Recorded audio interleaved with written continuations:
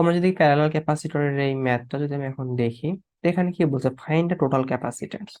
এটা কিন্তু সিম্পলি প্যারালালে আছে, তার মানে কি প্যারালালে থাকা মানে তো আমাদের কোনো চিন্তাই নাই, সবগুলো আমি সরাসরি কি করে দেব, যোগ করে দিব।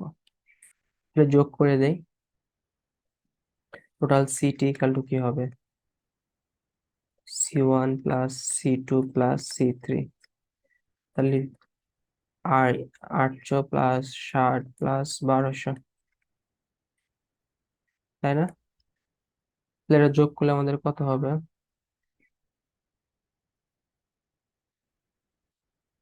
2060 মাইক্রোফ্যারাড।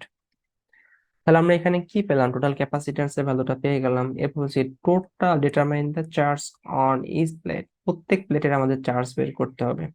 এখানে আমাদের ভোল্টেজ দেওয়া আছে, তার মানে কি টোটাল প্লেটের প্যারালাল ভোল্টেজ সমান, তার টোটাল ভোল্টেজটা জানি, প্রত্যেকটার আমি ক্যাপাসিট্যান্সের ভ্যালু জানি, আমি চার্জ পাবো না, আমি জানি যে আমরা এটা এ নাম্বারের অ্যান্সার ছিল, বি নাম্বারের অ্যান্সার আমরা এখানে করি।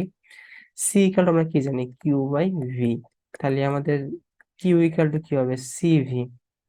প্রত্যেকটার ক্যাপাসিট্যান্স জানি, এ জানি, তাহলে আমাদের কিউ ওয়ান ইকাল টু কি হবে, C1 V1, আর ভোল্টেজ তো সমান সবার ক্ষেত্রে।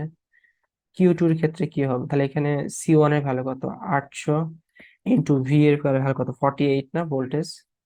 এটা আমাদের ক্যালকুলেশন করলে কিন্তু ইজিলি চলে আসবে। এটা যে মাথায় রাখবে, এখানে আমাদের মাইক্রোফ্যারাডে আছে, মাইক্রোফ্যারাড। তাহলে পরে 800 ইন্টু 10⁻⁶ ইন্টু ভি এর ভ্যালু কত, 48।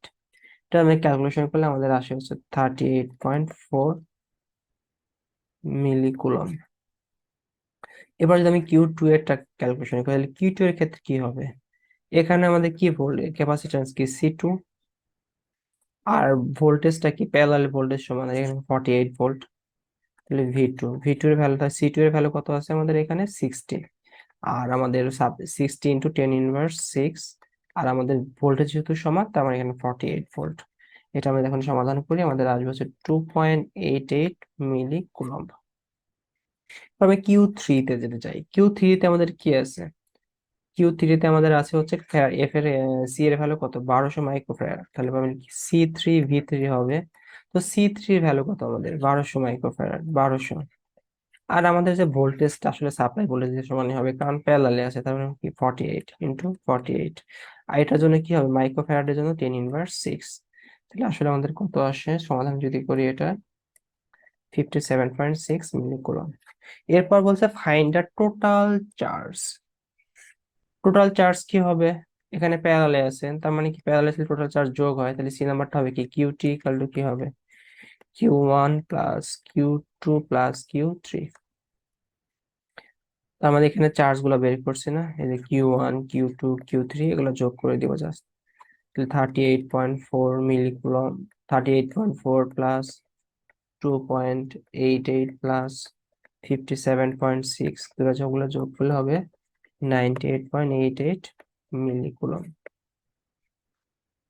তো আশা করি ম্যাথটা ক্লিয়ার। তো আমাদের ক্যাপাসিটরের জন্য বেসিক ম্যাথ গুলো জানতে হবে, আর কিছু সিরিজ প্যারালাল মিক্স মিক্স সার্কিটের যেমন আছে, যে সিরিজ প্যারালাল কম্বাইন করে যে সার্কিট গুলো আছে ক্যাপাসিটরের, ওই টাইপের কয়েকটা ম্যাথ সলভ করলে আশা করি ক্যাপাসিটরের জন্য আমাদের এনাফ হয়ে যাবে।